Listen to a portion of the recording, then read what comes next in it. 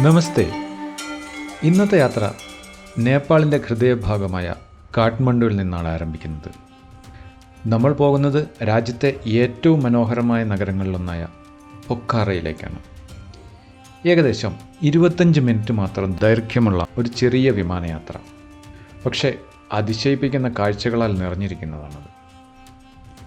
ഞാൻ ത്രിഭുവൻ അന്താരാഷ്ട്ര വിമാനത്താവളത്തിലാണ്. നേപ്പാളിലെ ഏക അന്താരാഷ്ട്ര വിമാനത്താവളം. പെട്ടെന്നുള്ള ചെക്കിംഗ് പ്രോസസ്സ് കഴിഞ്ഞ് ഞങ്ങൾ ഫ്ലൈറ്റിലേക്ക് എത്തിയിരിക്കുന്നു. പൊഖാറയിലേക്കുള്ള മിക്ക വിമാനങ്ങളും ATR അല്ലെങ്കിൽ ട്വിൻ ഔട്ടർ പോലുള്ള ചെറിയ വിമാനങ്ങളാണ് ഉപയോഗിക്കുന്നത്.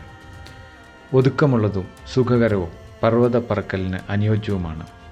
ഇന്ന് ഞങ്ങൾ പോകുന്ന ബുദ്ധ എയർ അത്തരത്തിലുള്ള ഒരു വിമാനമാണ്. വിമാനം കാഠ്മണ്ഡുവിൽ നിന്നും പറന്നുയർന്നിരിക്കുന്നു. കാഠ്മണ്ഡു താഴ്വര പച്ച കുന്നുകളാൽ ചുറ്റപ്പെട്ടതും ക്ഷേത്രങ്ങളും സ്തൂപങ്ങളും പരമ്പരാഗത വീടുകളും നിറഞ്ഞതുമായ ഒരു പാത്രത്തിൻ്റെ ആകൃതിയിലുള്ള ഒരു പ്രദേശം. മുകളിൽ നിന്ന് നോക്കിയാൽ താഴെയുള്ള തിരക്കേറിയ തെരുവുകളിൽ നിന്ന് വ്യത്യസ്തമായി നഗരം ശാന്തവും സുന്ദരവുമായി എനിക്ക് തോന്നി. ഉയരത്തിലേക്ക് എത്തുംതോറും പ്രകൃതി മാറുന്നത് നമുക്ക് കാണാൻ തുടങ്ങും. ഉരുണ്ടുകൂടുന്ന കുന്നുകൾ, ചിതറിക്കിടക്കുന്ന ഗ്രാമങ്ങൾ, താഴ്വരകളിലൂടെ വളഞ്ഞു പൊളഞ്ഞൊഴുകുന്ന നദികൾ, ഭീമാകാരമായ ഒരു ചിത്രത്തിന് മുകളിലൂടെ പറക്കുന്നത് പോലെയുള്ള ഒരു അനുഭവം. പൊഖാറയിലേക്ക് അടുക്കുന്നു. അതാ പൊഖാറ, അന്നപൂർണ പർവ്വതനിരയുടെ അടിത്തട്ടിൽ സ്ഥിതി ചെയ്യുന്ന ഒരു ശാന്തമായ പട്ടണം. അതിൻ്റെ പ്രകൃതി സൗന്ദര്യത്തിന് പേരുകേട്ടതാണിത്. സമുദ്രനിരപ്പിൽ നിന്ന് ഏകദേശം 827 മീറ്റർ ഉയരത്തിലാണ് പൊഖാറ സ്ഥിതി ചെയ്യുന്നത്. ഇതിനെ പലപ്പോഴും ഹിമാലയത്തിലേക്കുള്ള കവാടം എന്ന് വിളിക്കുന്നു. അന്നപൂർണ ബേസ് ക്യാമ്പിലേക്കോ മുസ്താങ്ങിലേക്കോ പോകുന്ന ട്രെക്കിങ്ങുകൾക്ക് ഇതൊരു പ്രാരംഭ പോയിൻ്റാണ്. Paragliding, zip lining, ultra light flying തുടങ്ങിയ സാഹസിക കായിക വിനോദങ്ങൾക്കുള്ള ഒരു കേന്ദ്രം കൂടിയാണ് പൊഖാറ. ഭൂമിശാസ്ത്രപരമായി പൊഖാറ ഗന്ദകി പ്രവിശ്യയിലാണ് സ്ഥിതി ചെയ്യുന്നത്. നേപ്പാളിലെ രണ്ടാമത്തെ വലിയ നഗരമാണിത്. എന്നാൽ അതിലുപരി ശാന്തമായ ജീവിതശൈലി, സൗഹൃദപരമായ ആളുകൾ, അതിശയിപ്പിക്കുന്ന കാഴ്ചകൾ എന്നിവയ്ക്ക് വളരെ പേരുകേട്ടതാണ് പൊഖാറ.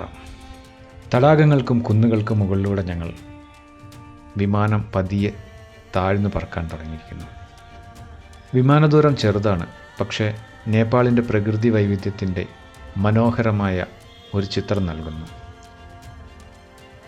പൊഖാറ വിമാനത്താവളത്തിലെത്തുമ്പോൾ ഭൂപ്രകൃതി കൂടുതൽ ശാന്തമായതുപോലെ തോന്നുന്നു. ഇതാണ് പൊഖാറ എയർപോർട്ട്. പുതിയതായി രൂപകൽപ്പന ചെയ്ത ഒരു എയർപോർട്ടാണിത്. നവീന ശൈലിയിൽ പണിത അതിഗംഭീരമായ ഒരു എയർപോർട്ട്. ഞാൻ ചില ദൃശ്യങ്ങൾ കൂടി ക്യാമറയിൽ പകർത്തിയെടുത്തു. എയർപോർട്ടിൽ നിന്നും ഹോട്ടൽ സരോവറിലേക്കാണ് ഞങ്ങളിപ്പോൾ സഞ്ചരിക്കുന്നത്. ഞങ്ങൾ വിമാനത്താവളത്തിന് പുറത്തു കടന്നു. കാഠ്മണ്ഡുവിൽ നിന്നും വ്യത്യസ്തമാണ് ഇവിടുത്തെ രീതികൾ. റോഡിൽ നന്നായി തിരക്ക് കുറവാണ്, ശാന്തവുമാണ്. ഒറ്റ നോട്ടത്തിൽ തന്നെ പ്രകൃതി രമണീയമായ ഒരു പ്രദേശം. ഫേവ തടാകത്തിനടുത്തായി സ്ഥിതി ചെയ്യുന്ന ഹോട്ടൽ സരോവറിലേക്ക് ഇനി ഏകദേശം അരമണിക്കൂർ ബസ് യാത്രയുണ്ട്. കാഠ്മണ്ഡുവിനെ അപേക്ഷിച്ച് പൊഖാറയിലെ റോഡുകൾ നന്നേ തിരക്ക് കുറവാണ്. ചെറിയ ചെറിയ പട്ടണങ്ങളും പിന്നിട്ട് ബസ് ഹോട്ടലിനെ ലക്ഷ്യമാക്കി നീങ്ങിക്കൊണ്ടിരിക്കുന്നു. ഹൈവേയുടെ ഓരത്ത് പല സ്ഥലത്തും ചൈനീസ് EV ഷോറൂമുകൾ കാണാം. റോഡിൻ്റെ ഇരുവശത്തും ഹൈവേയുടെ വർക്കുകൾ പുരോഗമിക്കുന്നു. പല നിറത്തിലുള്ള കെട്ടിടങ്ങൾ.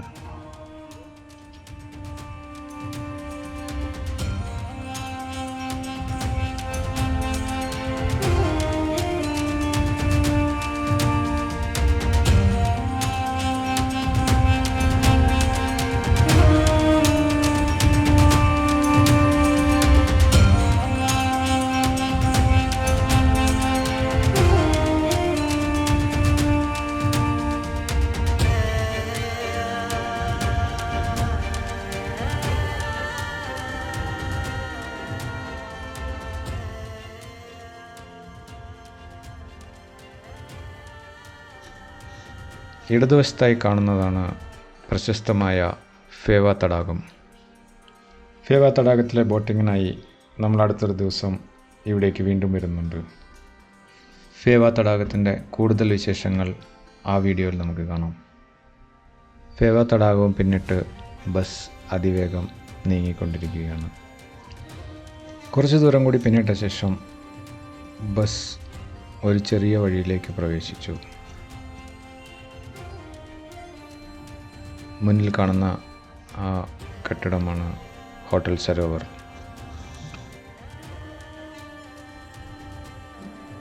ഹോട്ടൽ സരോവറിൽ ഞങ്ങളെ കാത്തിരുന്നത് ഊഷ്മളമായ ഒരു വരവേൽപ്പും ഉന്മേഷദായകമായ ശീതളപാനീയവുമായിരുന്നു.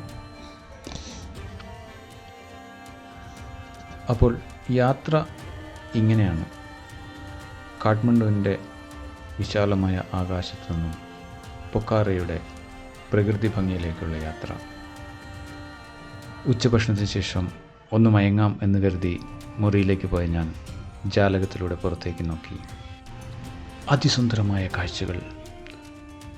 ആ കാഴ്ചകൾ എന്നെ കൂടുതൽ ഉന്മേഷഭരിതനാക്കി. എനിക്കുറങ്ങാൻ കഴിഞ്ഞില്ല. ഞാൻ ക്യാമറയും എടുത്ത് പുറത്തേക്ക് നടന്നു.